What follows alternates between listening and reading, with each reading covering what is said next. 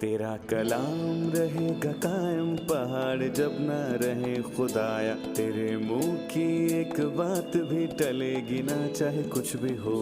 तेरी मान दिए है जिंदा सोने से भी कीमती, मेरा दिल ये दे गवाही है ये किताब अजीम।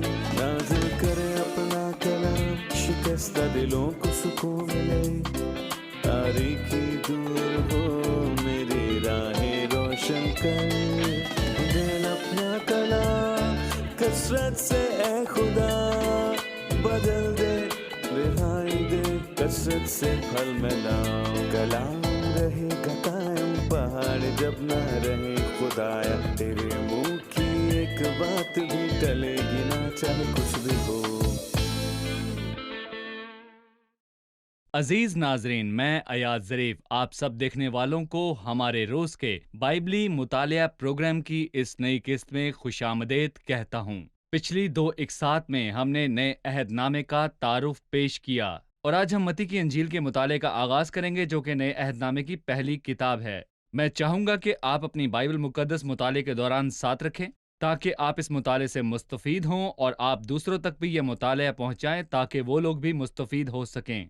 लेकिन प्रोग्राम के बाकायदा आगाज से पहले मैं खुदा के खादिम भाई यूसुफ को खुशामदीद कहूंगा बहुत शुक्रिया भाई। और दीगर मेहमानों को भी खुशामदीद। भाई, पिछली किस्त में हमने मत्ती की अंजील का तारुफ पेश किया और इसके मुसन्निफ के बारे में बात की और ये कब लिखी गई, लिहाजा इसका निस्फ मजमून क्या है, ताकि हम इंजील में मौजूद ज़्यादातर तालीमात को मुनज़्ज़म अंदाज से सीख सके और आप हमें इसके बारे में बताइए, इसके अबवाब की तकसीम या मुख्तलिफ ख्यालात जिनका जिक्र है। अभी हम यहाँ पर स्क्रीन का इस्तेमाल करेंगे ताकि हम और नाजरीन इसे अच्छी तरह से समझ सकें। भाई, मत्ती की इंजील के कितने हिस्से हैं? जी, इसको दो हिस्सों में तकसीम किया जा सकता है, मतलब मत्ती की अंजील को हम दो हिस्सों में तकसीम कर सकते हैं या फिर 4 में और 6 में। ये दोहरी तकसीम इस तरह से है, पहले से 12वें बाब तक मसीह की आमद, अपनी कौम के लिए बतौर बादशाह और उसका तौबा का दावत देना, और 13वें बाब से 28वें बाब तक बादशाही और बादशाह का इनकार किया जाना, उसका जी उठना, और मत्ती 12-28 पहले हिस्से का खुलासा है। लेकिन अगर मैं खुदावंद की रूह की मदद से बदरूहों को निकालता हूं तो खुदावंद की बादशाही तुम्हारे तक आन पहुंची। बादशाह की आमद। बादशाह की आमद दूसरे हिस्से का खुलासा इस आयत में पेश किया जा सकता है। इसलिए मैं तुमसे कहता हूं कि खुदावंद की बादशाही तुमसे ले ली जाएगी और उस कौम को जो उसका फल लाए उसे दे दी जाएगी। और बादशाह फिर का रद्द किया जाना। 43वीं आयत में बादशाह का रद्द किया जाना, ये दोहरी तकसीम समझी जाती है। मसीह आया और उससे रद्द किया गया। और अगर हम मस्दासी तकसीम को देखें तो हम इस तकसीम में देखते हैं कि एक जुमला है जो अंजील में 6 मरतबा आया है, या शायद 5 मरतबा, या दोहराया गया है, और इसी तरह अंजील को 6 हिस्सों में तकसीम किया गया है। जुमला कुछ यूं है, जब खुदा ने बातें खत्म की, ये जुमला पहाड़ी वाज के बाद कहा गया। ये पहला मुकाम है, हम कह सकते हैं कि ये पहला हिस्सा है, पहले बाब से 7वें बाब तक, और फिर 8वें बाब से लेकर 11वें बाब की पहली आयत तक। शागिर्दों को बशारत का काम सौंपने के बाद ये जुमला फिर से दोहराया गया। फिर 11वें बाब की दूसरी आयत से लेकर 13वें बाब के आखिर तक आसमान की तमसीलों के बाद यही जुमला दोहराया गया। जब यीशु मसीह तमसीलें खत्म कर चुका तो 13वें बाब से लेकर 19वें बाब की पहली आयत तक, फिर 18वें बाब में आसमान की बादशाही की इखलाकियात पर वाज करने के बाद कहा, ये बादशाह की तालीमात हैं। पांचों हिस्से 19वें बाब की दूसरी आयत से शुरू होते हैं और आखिर तक जाते हैं। बल्कि मैं यूं कहूंगा कि 26वें बाब के आगाज तक यही जुमला दोबारा दोहराया गया, यानी जैतून के पहाड़ पर वाज करने के बाद, और फिर आखिरी हिस्सा जिसका मजमून मसीह की मसलूबियत और उसका जी उठना है। ये बाइबल का जी, शानदार ये ढांचा शानदार है। ढांचा है, सही। बिल्कुल। मैं पहले बाब की चंद आयात पढ़ना चाहूंगा और फिर मैं आपसे सवाल पूछूंगा। जी। यीशु मसीह इब्ने दाऊद इब्ने अब्राहम का नसबनामा। अब्राहम से इसहाक पैदा हुआ और इसहाक से याकूब पैदा हुआ और याकूब से यहूदा और उसके भाई पैदा हुए और यहूदा से फारिस और जारा तमर से पैदा हुए और फारस से हसरून पैदा हुआ और हसरून से राम पैदा हुआ और राम से अमीनदाब पैदा हुआ और अमीनदाब से नहसून पैदा हुआ और नहसून से सलमोन पैदा हुआ और सलमोन से बोएज राहब से पैदा हुआ और बोएज से ओबेद रूत से पैदा हुआ, और ओबेद से यस्सी पैदा हुआ, और यस्सी से दाऊद बादशाह पैदा हुआ, और दाऊद से सुलेमान उस औरत से पैदा हुआ जो पहले ऊरिया की बीवी थी, और सुलेमान से रुहबाम पैदा हुआ, और रुहबाम से अबिय्याह पैदा हुआ, और अबिय्याह से आसा पैदा हुआ, और असा से यहोशफत पैदा हुआ, और यहोशफत से योराम पैदा हुआ, और योराम से उज्जियाह पैदा हुआ, और उज्जियाह से योताम पैदा हुआ, और योताम से अखज पैदा हुआ, और अखज से हिजकिय्याह पैदा हुआ, और हिजकिय्याह से मुनस्सी पैदा हुआ, और मुनस्सी से अमून पैदा हुआ, और अमून से यूसिया पैदा हुआ। और गिरफ्तार होकर बाबुल जाने के ज़माने में यूसिया से यकुनिया और उसके भाई पैदा हुए। और गिरफ्तार होकर बाबुल जाने के बाद यकुनिया से सेयाल्तिएल पैदा हुआ, और सेयाल्तिएल से जरे-बाबुल पैदा हुआ, और जरे-बाबुल से अभियूद पैदा हुआ, और अभियूद से एलियाकीम पैदा हुआ, और एलियाकीम से आजूर पैदा हुआ, और आजूर से सदूक पैदा हुआ, और सदूक से अखीम पैदा हुआ, और अखीम से लिहूद पैदा हुआ, और एलीहूद से अलीजर पैदा हुआ, और अलीजर से मतान पैदा हुआ, और मतान से याकूब पैदा हुआ, और याकूब से यूसुफ पैदा हुआ। यह उस मरियम का शौहर था जिससे यीशु पैदा हुआ जो मसीह कहलाता है। बस सब पुश्तें अब्राहम से दाऊद तक 14 पुश्तें हुईं, और दाऊद से लेकर गिरफ्तार होकर बाबुल जाने तक 14 पुश्तें, और गिरफ्तार होकर बाबुल जाने से लेकर मसीह तक 14 पुश्तें हुईं। हम इस नसब नामे पर तफसीली बात करेंगे, लेकिन मैं किताब के पहले जुमले पर बात करना चाहूंगा। यीशु मसीह इब्ने दाऊद, इब्ने अब्राहम का नसबनामा। ये जुमला किस बात की तरफ इशारा है, और ये जुमला बाइबल मुकद्दस में किस जगह पर आया? ये पैदाइश के 5वें बाब की पहली आयत के अलावा कहीं नहीं आया कि यह आदम का नसब नामा है। गोया खुदा हमें बताना चाहता है कि यहाँ पर बस 2 नसब नामे हैं। पहला नसबनामा आदम का है और दूसरा नसबनामा यस्सु अल मसीह का है। दूसरे अल्फाजों में, जैसे आदम में सभी मरते हैं, इसलिए पैदाइश के 5वें बाब में लफ्ज मरा बाकी अबवाब की निस्बत ज्यादा दफा लिखा गया। सही। पैदाइश 5 बाब में जीता रहा, मरा और जीता रहा बार बार दोहराया गया है। जैसे कि आदम में सभी मरते हैं, वैसे ही मसीह में जिंदा किए जाएंगे। इसलिए हमारे आबाओ अजदाद मानी नहीं रखते, क्योंकि अगर आप मसीह में हैं तो ये अहम है, आदम में नहीं। अगर आप आदम में हैं तो हम सभी मरेंगे, लेकिन अगर आप मसीह में हैं तो लिखा है अगर कोई मसीह में है तो वो नया मखलूक है, और अगर आप मसीह में हैं तो आपको जिंदा किया जाएगा। इसके अलावा इसका ताल्लुक पुराने अहदनामे से भी पाया जाता है, और मैं ये भी कहना चाहूंगा कि पुराने अहदनामे में 13 नसबनामे हैं, और 13 का अदद बगावत और नाफरमानी को जाहिर करता है, जो कि हम सब बड़े अच्छे और वाज़े तौर पर समझ और सीख चुके हैं। और हम जानते हैं जो आदम से पैदा हुआ है वो माँ के पेट से ही गुनाहगार है। इसके बाद हम देखेंगे कि नसब नामों की तादाद तकरीबन 14 है, और हम जानते हैं कि 14 का अदद अहम है, ये 7 ज़रबे 2 है। तो फिर हम दूसरे आदम में कामलियत को देखेंगे, यानी मसीह में, जो कामिल भी है और उसमें कोई गुनाह नहीं है। मती मसीह के नसबनामे को पेश करने के लिए क्यों फिक्रमंद था, और लूका भी उसका नसबनामा पेश करने के लिए क्यों फिक्रमंद था, जबकि मरकस और यूहन्ना नसबनामे का जिक्र बिल्कुल भी नहीं करते? जहां तक मरकज का ताल्लुक है, वो इसे इसलिए पेश नहीं करता क्योंकि वो मसीह को बतौर खादम पेश करता है। जब खादम की बात आती है तो फर्क नहीं पड़ता कि उसका बाप कौन है, बल्कि इससे फर्क पड़ता है कि वो क्या करता है और वो कहां से आया है। मरकज की अंजील मसीह की कामलियत पर तवज्जो दिलाती है। यूहन्ना की अंजील इलाही शख्सियत दिखाती है। इब्तिदा में कलाम था और कलाम खुदा के साथ था और कलाम खुदा था। मेरे ख्याल से इस तरह की शानदार शख्सियत का कोई भी नसबनामा नहीं हो सकता, क्योंकि वो खुदा का बेटा है। और यहाँ पर मत्ती मसीह को बादशाह के तौर पर पेश करता है, और लूका उसकी कहानत के बारे में बता रहा है। इसलिए मत्ती और लूका दोनों में नसबनामों का होना बहुत ही जरूरी था। ये अहम बात है कि मसीह दाऊद का बेटा है, क्योंकि इसके बगैर वो बादशाह नहीं बन सकता। और जहां तक काहिन होने की बात है, उसे नसब नामों का इल्म होना बहुत ही जरूरी था। इसके बगैर वो काहिन नहीं बन सकता। सारा जलाल मसीह के लिए है। वो दाऊद का बेटा है, जिसके बारे में हम मत्ती के पहले बाब में वाज़े पढ़ सकते हैं। ये नसबनामा बहुत तवील है। ये नामों की फहरिस्त है जो कुछ लोगों के लिए पढ़ना बेजार कुन हो सकता है। لیکن ہم یہ کہتے ہیں کہ یہ نہایت ہی اہم ہے مسیح بطور بادشاہ کے تعارف کے لیے جو تخت کا وارث ہے یہودی ذہن کے اعتبار سے۔ صحیح۔ اس لیے یہ لکھا ہے یسوع مسیح ابن داؤد، ابن ابراہم کا نسب نامہ۔ بتائیں مسیح اور داؤد، مسیح اور ابراہم کا کیا تعلق ہے؟ اکثر اسے ابن آدم بھی کہا جاتا ہے اور بعض مرتبہ خدا کا بیٹا۔ وہ ابن داؤد ہے یا ابراہم یا ابن آدم یا ابن خدا؟ دیکھیں یہ چاروں ہی درست ہیں، میں ان کی وضاحت کروں گا۔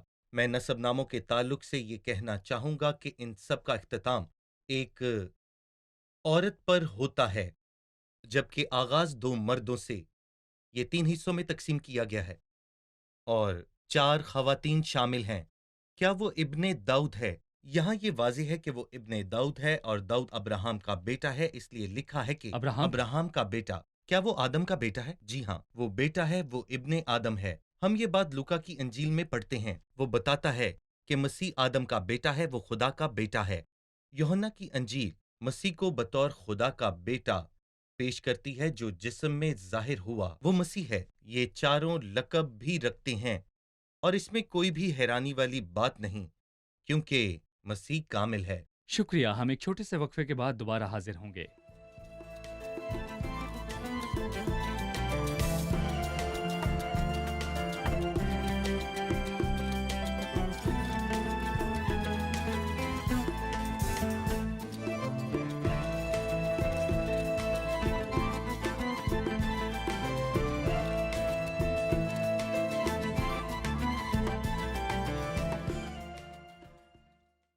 ہم جانتے ہیں کہ نسب نامے کا اختتام عورت پر ہوتا ہے اور آغاز 2 مردوں سے۔ یہ 3 حصوں پر تقسیم کیا گیا ہے۔ اس میں 4 خواتین شامل ہیں۔ کیا ہمیں اس کے بارے میں کچھ آپ بتا سکتے ہیں؟ جی بھائی یوسف۔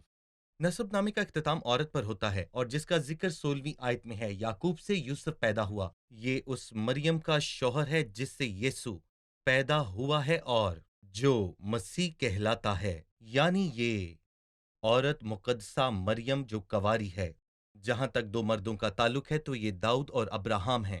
نہ صرف یہ کہ داؤد چھوٹا ہے، یہ فطری ترتیب بھی ہے، بلکہ اس لیے مسیح متی کی انجیل کے مطابق ابن داؤد ہے، اور جب اسرائیل کے لوگوں نے اسے رد کیا اور مصلوب کیا تو وہ ابن ابراہم ہو گیا جو مذبح پر رکھا گیا، جسے نہ صرف اسرائیل اور اس کی قوم نے برکت پائی بلکہ سب نے پائی، تمام قوموں یعنی وہ نے۔ ابن داؤد ہے اسرائیل کے لوگوں کے ساتھ تعلق کے اعتبار سے، اسرائیل کے اور لوگ ابن ابراہم ہے تمام قوموں کے ساتھ، سب قوموں کے لیے، اور بالکل۔ ابن آدم وہ ابن آدم مخلوقات کے ساتھ تعلق کے اعتبار سے۔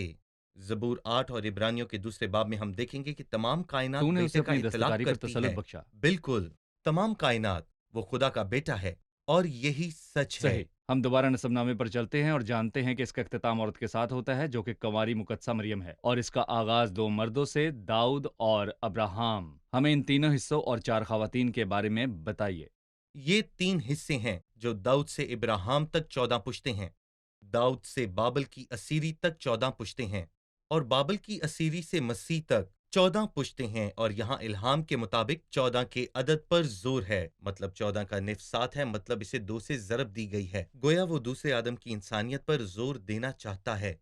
ہم یہ کہہ سکتے ہیں کہ لفظ داؤد نسب نامے میں کلیدی لفظ ہے، یہ واحد شخص ہے جس کا نام 2 مرتبہ آیا ہے، اسے بادشاہ کے طور پر پیش کیا گیا، داؤد بادشاہ، اور صحیح۔ داؤد کے نام کا عبرانی میں مطلب دود ہے، دال واو دال۔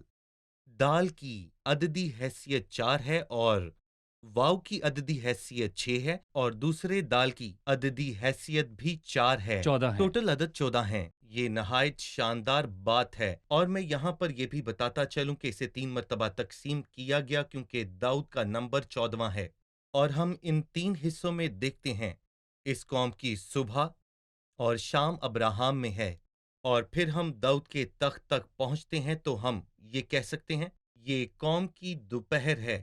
دوپہر میں بھرپور روشنی ہوتی ہے، وہ روشنی جو ہم سب تک پہنچتی ہے، لیکن بعد ازاں غروب آفتاب پر روشنی محدود ہو کر رہ جاتی ہے، اور پھر یہی ہوا، وہ بادشاہ جو داؤد کے بعد آئے وہ راست نہ تھے، اور جب تک ہم یکونیا تک نہیں پہنچ جاتے، اور پھر بابل کی اسیری ہے جو کہ ایک تاریک رات ہے، اور ہم خدا کا شکر کرتے ہیں کہ فطرت کا تقاضا ہے کہ رات کے بعد دن آتا ہے اور روشنی ہوتی ہے، اور یہ طلوع صبح مسیح یسوع کی پیدائش پر ہوئی، اور پھر یہ تیسرا حصہ اور اس کے اختتام پر بابل کی اسیری کے بعد مسیح آیا اور وہ ہم سب کے لیے اس دنیا میں آیا تھا۔ ہم سیکھتے ہیں کہ عورت کے تعلق سے نسب نامہ ختم ہوتا ہے اور 2 مردوں سے آغاز ہوتا ہے، اور یہ 3 حصوں میں تقسیم کیا جاتا ہے، لیکن 4 خواتین کے بارے میں کیا خیال ہے؟ 4 خواتین، اور یہ حیرت کن بات ہے کہ جب خواتین کی بات آتی ہے تو وہ سارہ جیسی خاتون کا ذکر نہیں کرتا، نہ ہی وہ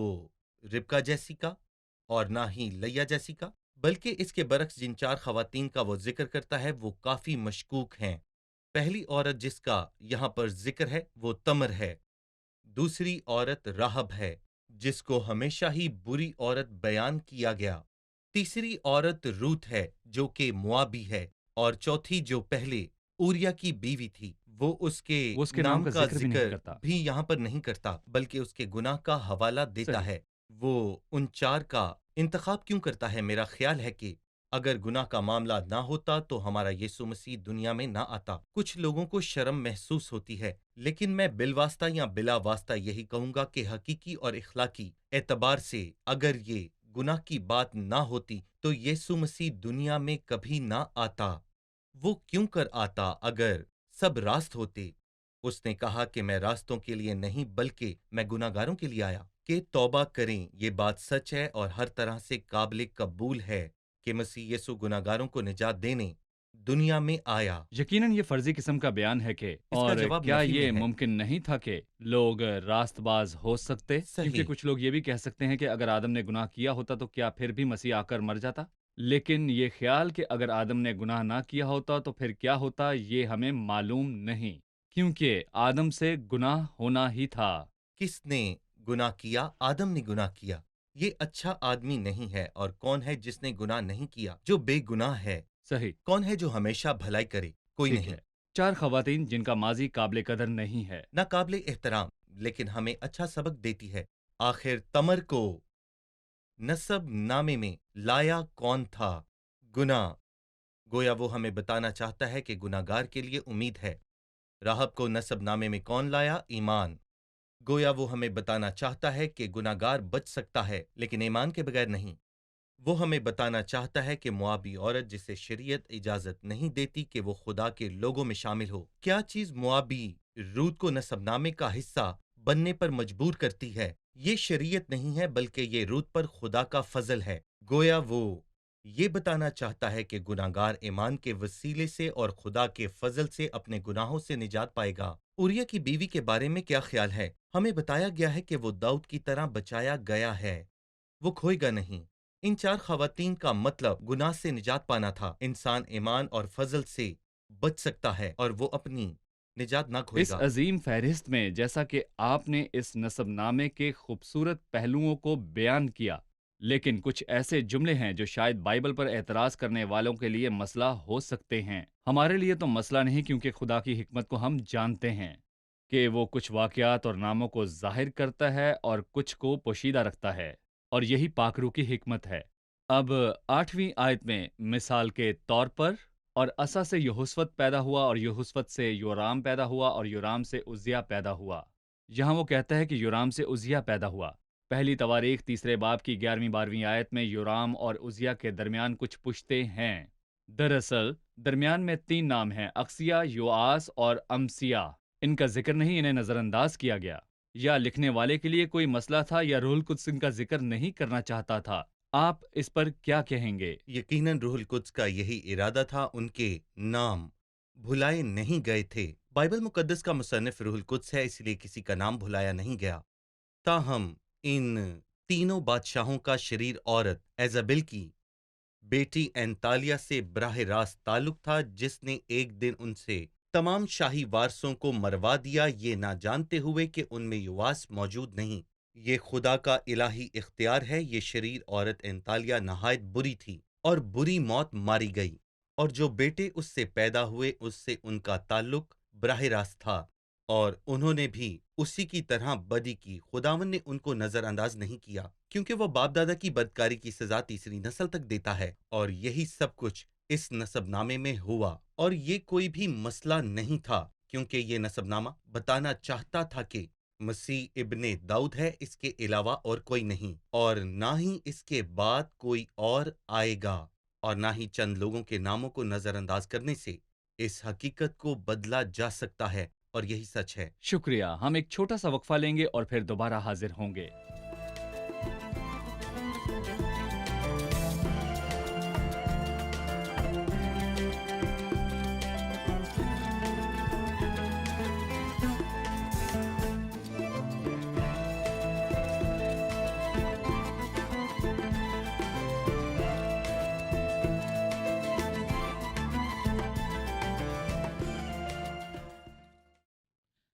متی پہلے باب کے نسب نامہ میں مریم کے شوہر یوسف کا ذکر ہے، لیکن یوسف مسیح کا باپ نہیں ہے۔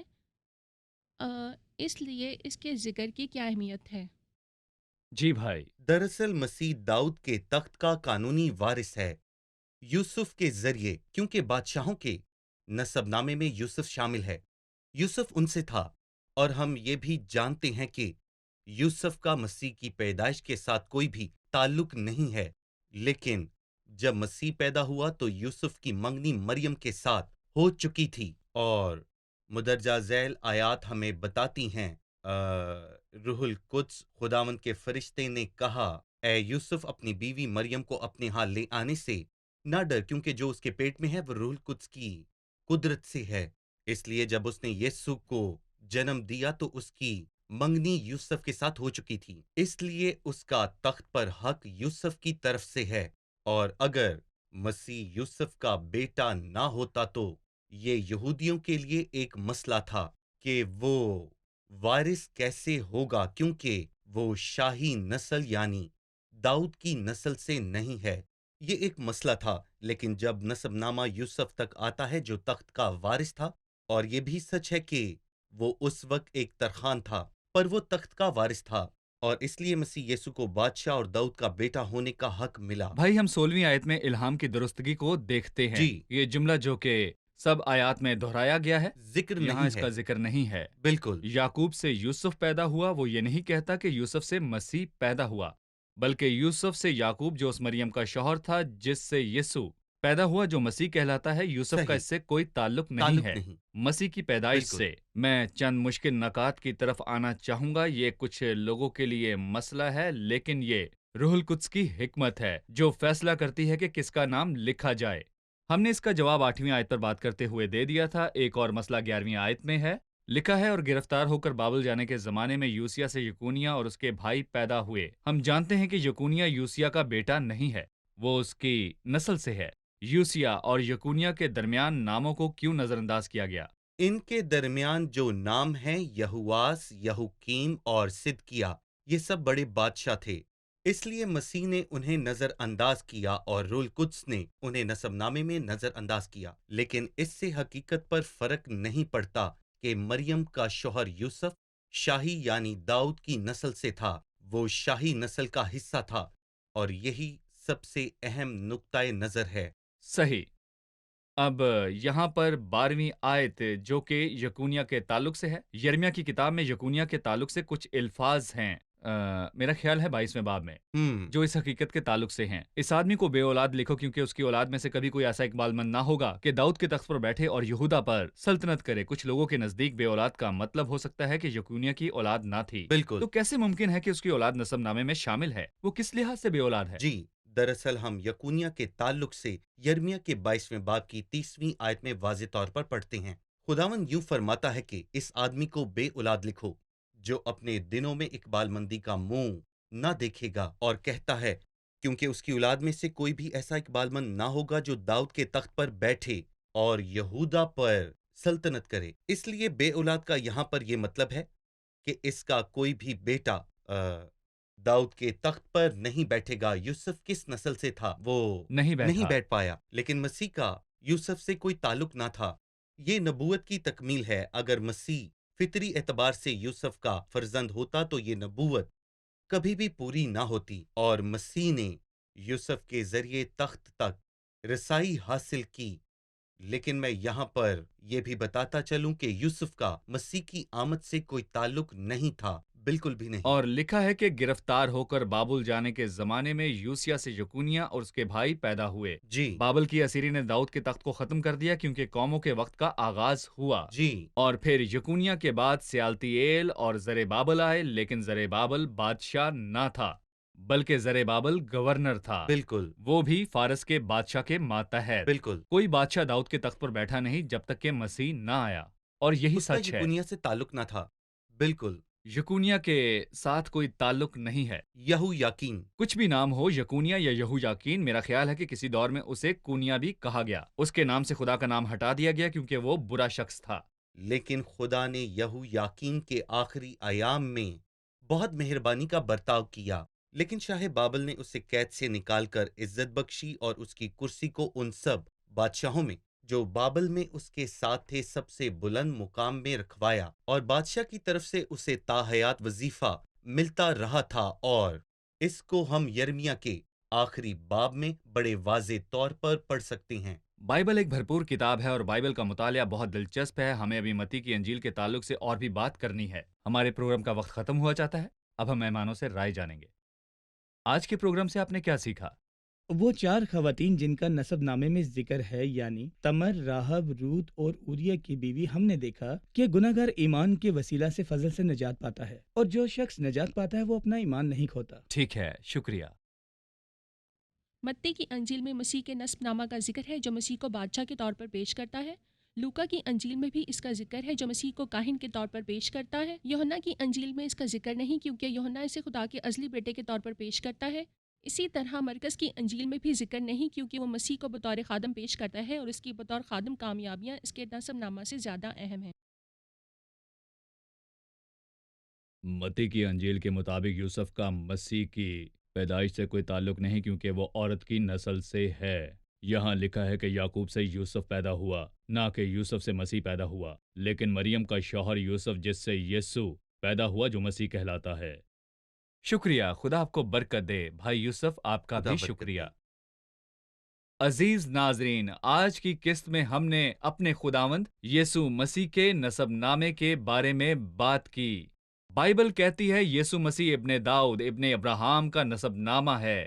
ہم نے مسیح اور داؤد کے درمیان تعلق کے بارے میں سیکھا کہ وہ داؤد کی جگہ اور اس کے تخت کا حقیقی وارث ہے۔ شاید آپ یہودی مذہب سے باہر کے ہیں اور اسرائیلی نہیں ہیں، شاید آپ کا ان لوگوں کے ساتھ کوئی لینا دینا نہیں ہے جن کا خداوند کے ساتھ بطور داؤد کے بیٹے کے تعلق ہے اور انہوں نے اسے رد کر دیا۔ میں آپ کو بتانا چاہتا ہوں کہ مسیح ابراہیم کا بیٹا ہے جس کے تعلق سے بائبل کہتی ہے کہ تیری نسل کے وسیلے سے زمین کی تمام قومیں برکت پائیں گی۔ مسیح تمام دنیا کے لیے ہے، چاہے آپ کی جو بھی قومیت ہے، چاہے کوئی بھی مذہبی پس منظر ہے، چاہے آپ کے جیسے بھی حالات ہوں، مسیح آپ کے لیے آیا، وہ پوری دنیا کے لوگوں کے لیے آیا۔ یوحنا 3 میں لکھا ہے، خدا نے دنیا سے ایسی محبت رکھی کہ اس نے اپنا اکلوتا بیٹا بخش دیا۔ آپ کو فیصلہ کرنا ہے کہ مسیح آپ کے لیے کیا ہے۔ اگر آپ مسیح پر صرف بطور استاد اور نبی کے ایمان رکھتے ہیں تو پھر آپ کو ابدی نجات نہیں ملے گی اور آپ ابدی زندگی سے لطف نہیں اٹھا سکیں گے۔ اگر آپ مسیح کو صرف رہنما کے طور پر پسند کرتے ہیں، بطور استاد اور اصلاح کرنے والے کے طور پر، تو آپ کو کچھ حاصل نہیں ہوگا بلکہ مسیح کی زندگی آپ کو مجرم ٹھہرائے گی۔ لیکن ہمیں مسیح سے کیسے فائدہ حاصل کرنا ہے، جو پیدا ہوا، زندہ رہا، مر گیا اور پھر فتح مندی سے زندہ ہو گیا۔ اپنا دل نجات دہندہ کو قبول کرنے کے لیے کھول دیں تاکہ وہ آپ کی زندگی کا مالک اور خداوند ہو۔ مسیح کے پاس آئیں، اسے قبول کریں۔ اگلے پروگرام میں پھر ملاقات ہوگی۔ خدا آپ سب کو برکت دے۔